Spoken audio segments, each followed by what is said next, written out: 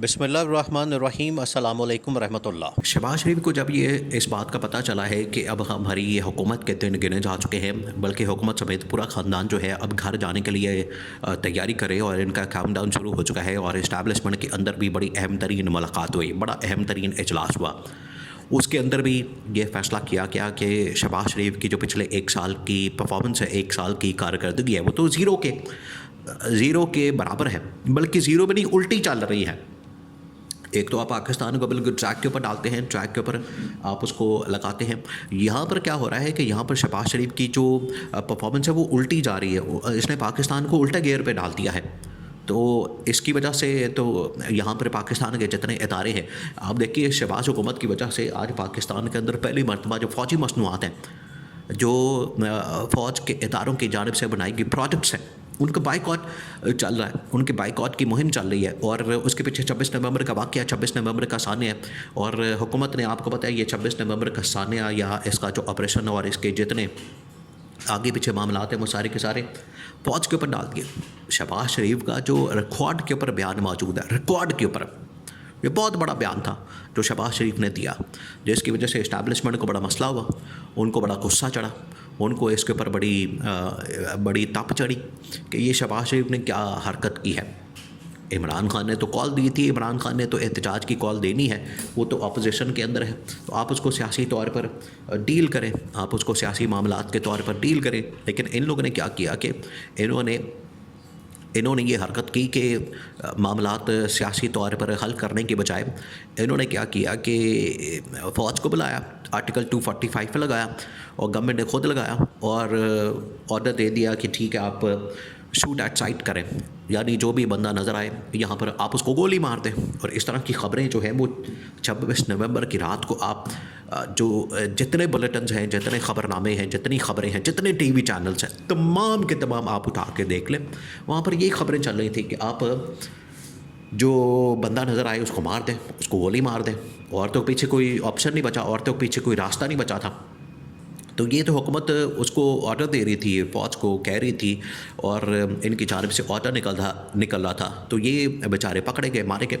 अब जब हुकूमत के गले में पड़ी ये बात, हुकूमत के खाते ये में पड़ी ये बात, हुकूमत के गाटे ये फिट हुई बात, तो हुकूमत ने ये सारा कुछ इस्टेब्लिशमेंट फ़ौज के ऊपर डाल दिया। फ़ौज अंदर से जब तपी हुई निकली है तो उसने कहा कि ये हमारे ऊपर क्यों डाल दिया।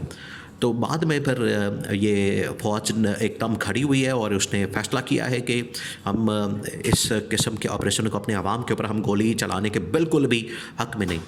आवाम के ऊपर अपनी पाकिस्तानी कौम के ऊपर गोली चलाना जो है वो हमारा शेवा नहीं, हमारा मतमा नज़र नहीं, हमने उसका हलफ नहीं लिया, वो हमारा टारगेट नहीं, वो हमारा फोकस नहीं। हम तो सिर्फ लड़ते हैं बैरूनी दुश्मनों के ख़िलाफ़ और अंदरूनी दुश्मनों के ख़िलाफ़ जो कि दहशतगर्दी करते हैं, हमारे ऊपर हमला करते हैं। ये तो नहित्ते लोग हैं, मासूम लोग हैं, बेगुनाह लोग हैं और एहतजाज करने की गरज से आए हैं, इनके ऊपर हम बिल्कुल गोली नहीं चला सकते। तो इस्टेब्लिशमेंट का तो मौक़िफ़ ये है। और लेकिन हुकूमत क्या कर रही है, हुकूमत इस्टेब्लिशमेंट और PTI को आमने सामने खड़ा करके इनको लड़ाई करवाना चाहती है। इनकी वही जो इनका पुराना जो एक मकसद है, इमरान खान ने पहले भी कहा था कि इनका असल मकसद है कि हमारी लड़ाई करा दी जाए। बहरहाल ये अब इसमें से निकला ये है कि शहबाज शरीफ को जब पता चला, शहबाज शरीफ पर दौड़ा गया मोहम्मद बिन सलमान के पास।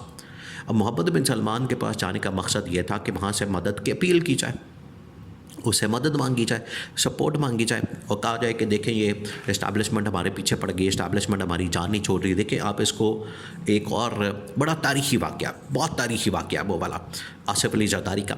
आसिफ अली ज़रदारी की जब हुकूमत थी 2008 से 2013, ये 5 साल की पीपल्स पार्टी की जब गवर्नमेंट थी, तो आसिफ अली ज़रदारी ने अपनी पार्टी के लोगों के थ्रू और अमेरिका में कुछ ऐसी लॉबिंग फर्म हायर की।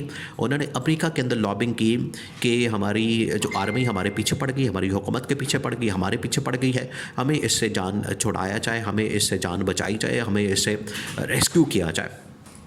ये उस वक्त की बात है 2008 से 13 जब पीपल्स पार्टी का दौर था, तो उस वक्त आसिफ अली ज़रदारी की जानिब से ये पूरी कैंपेन चलाई गई। आज जो है वो आज शरीफ ख़ानदान इस बात के ऊपर लगा है, शरीफ ख़ानदान इस बात पे जुड़ा है, शरीफ ख़ानदान इस बात के पीछे पड़ा है कि मोहम्मद बिन सलमान से या अरब ममालिक से अब जनरल आसिम की बड़ी ज़बरदस्त दोस्ती है इसके साथ, मोहम्मद बिन सलमान के साथ। इनको पता है देखिए वो दो फ़ायदे हासिल करना चाहता है शहबाज शरीफ क्योंकि अब उसका इक़्तिदार ख़तरे में पड़ गया।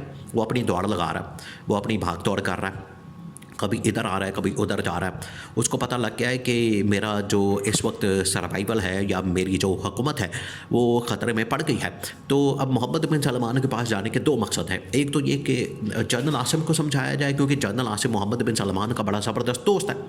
दूसरा ये कि मोहम्मद बिन सलमान के ज़रिए से जो डोनाल्ड ट्रंप है, डोनाल्ड ट्रंप जो कि अमेरिकी सदर मुंतखब हुआ है और उसने अगले महीने हलफ ले लेना जनवरी में, और दिसंबर आपको पता है कि दिसंबर आखिरी महीना चल रहा है, अगले साल के शुरू में जनवरी के अंदर 20 जनवरी को उसने हलफ ले लेना है। इनकी कोशिश ये है कि ये मोहम्मद बिन सलमान को कह रहे हैं, उसके तरले कर रहे हैं, उसे मदद मांग रहे हैं, उसके गोदे गिट्टे पड़ रहे हैं, माफ़ियाँ मांग रहे हैं और हाथ जोड़े हैं कि आप जो हमें हुक्म लगाएंगे हम सर मानने को तैयार हैं आपकी बात को, लेकिन हमारी थोड़ी सी मदद कर दें। और मदद क्या करें? शहबाज शरीफ ने कहा कि एक तो जनरल आसिम को कह दें कि हमें थोड़ा सा और टाइम दे दें, 6 महीने साल और दे दें हम ज़रा, और यहाँ पर लोटा मारा हलवा मांडा कर लें, और एक ट्रंप को हमारी ज़्यादा कह दे, सलाम दुआ करवा दे हमारे, उससे कह दे कि हमें फ़ोन कर दे, हमारे साथ रब्ता कायम कर दे और हमारी ज़रा बात सुन ले। बात सुनेगा तो हम उसके लिए बिल्कुल सब कुछ करने को तैयार हैं, हम लम्बे पै जाएंगे, कोई मसले वाली बात नहीं है, हम लम्बे पै जाएंगे। कोई जो वो वहाँ से हुक्म आएगा, जो ऑर्डर आएगा उसके ऊपर हम बिल्कुल उसके ऊपर काम करेंगे, ये कहा जा रहा है। मोहम्मद बिन सलमान ने कहा ठीक है आपकी बात, हालांकि कोई अब आलमी सतह के ऊपर आपकी कोई अब हैसियत कोई नहीं रही। ये मोहम्मद बिन सलमान ने कई मरतबा इनको कहा कि अब आपकी हैसियत कोई नहीं रही, अब आपको कोई लिफ्ट नहीं कराता, आपकी कोई अहमियत नहीं है, अब आपको कोई नहीं जानता, अब आपको कोई अहमियत नहीं देता। तो बेहतर ये है कि आप अपना घर ठीक करें, आप अपने घर के ऊपर काम करें, अपने घर को ऑर्डर पर लाएं और अपने मामलात को ठीक करें, बजाय इसके कि आप मेरे पास आते हैं, मुझसे मदद मांगते हैं, कभी पैसे मांगते हैं, कभी मदद मांगते हैं, कभी कहते हैं कि फ़लाने को फ़ोन कर दो, कभी कहते हैं कि फ़लाने को कह दो, कभी कहते हो कि फ़लाने को कह दो। तो ये इस तरह की जो बातें हैं, इस तरह की जो हरकतें हैं वो मुनासिब नहीं।